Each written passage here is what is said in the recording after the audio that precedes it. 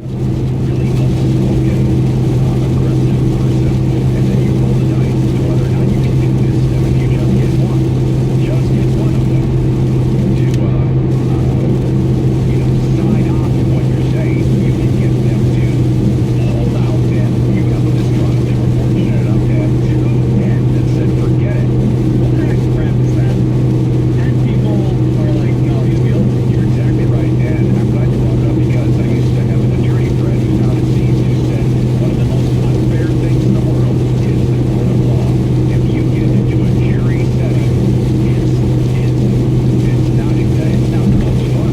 What they should do is, okay, if they do another trial, let's say, that's 10 to 2 again, or something.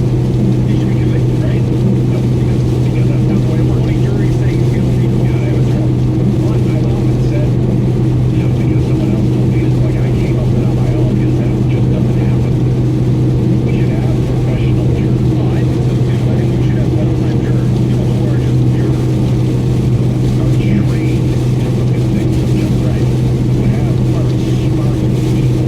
I don't want to roll the dice and have, if I'm accused of something that I didn't do, put it in the hands of 12 people who come from all different walks of life, who within, when they're doing the jury selection, could easily lie about what they believe in. Oh, yeah. Because they've got a preset notion of your innocence or guilt. Well, the latest is Bill Cosby is going back on tour, but he's not doing comedy. He is instead going to go from town to town, trying to tell young people and married men in lecture form about the dangers of sex crime allegations and how they can be avoided. One of the Cover your crimes. don't commit sex crimes. Exactly. How about just don't commit sex crimes? There's a spokesperson for Bill Cosby talking on a television interview. Word came out, looking at how I'm sorry, it's this guy, Spade, right, who is affiliated with Cosby and getting the word out about turning it around for Bill. Where it should have been. Everyone knows.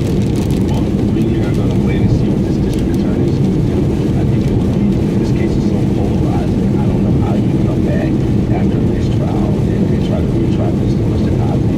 This guy ran a really important campaign ad saying that if you elect him, bring Bill Cosby to justice. I don't know what the Willie Horton references.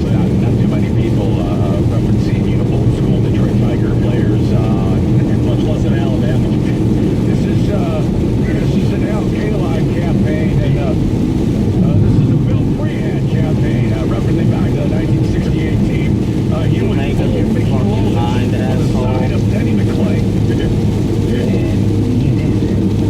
Fall now. Mr. Cosby wants to get back to work. We are now planning a town hall and for the residents in the city sometime in July. Like a town hall, just talk with people. Because this is bigger than Bill Cosby. This issue can affect any young person, especially young athletes of today. They need to know what their fate is. Hence Willie Horton. They're hanging out at the market. They're doing certain things they should be doing. And they're also labeled, better than Is it kind of a do as I say, no, when I was like, The hell's so funny here? There's nothing funny. I don't like these people. the statute of limitations for victims of sexual assault are being extended.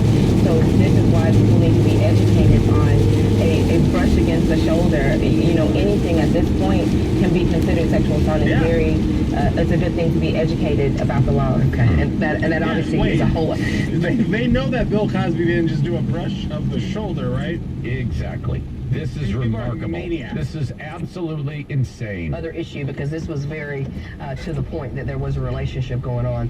Andrew White, Ebony Benson, thank you both very much. Man, he was a player. so- He had a relationship with 60 women.